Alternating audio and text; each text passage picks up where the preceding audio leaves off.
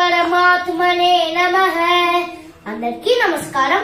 ఈ రోజు శ్రీమద్ భగవద్గీతలోని ద్వితీయాధ్యాయమైన సాంఖ్య యోగంలోని 1వ శ్లోకము.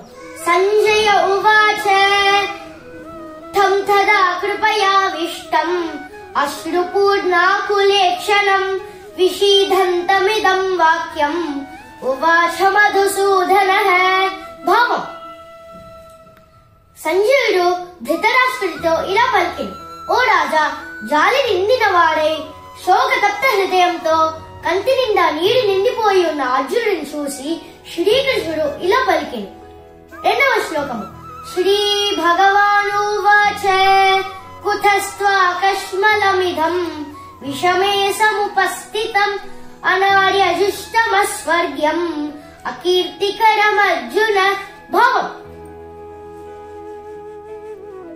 శ్రీకృష్ణుడు అర్జునుడితో ఇలా పలికింది: ఓ ప్రియమైన అర్జున, ఇటువంటి క్లిష్ట సమయంలో ఇటువంటి చిత్తభ్రాంతి ఎలా దాపురించింది?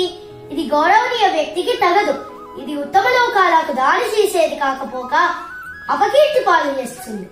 3వ శ్లోకము.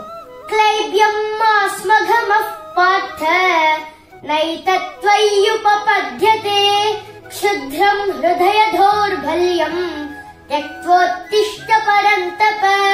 భావం: ఇంకా శ్రీకృష్ణుడు అర్జునుడితో ఇలా పలికింది: ఓ పార్థ, ఇటువంటి పిరికితనము నీకు తగదు.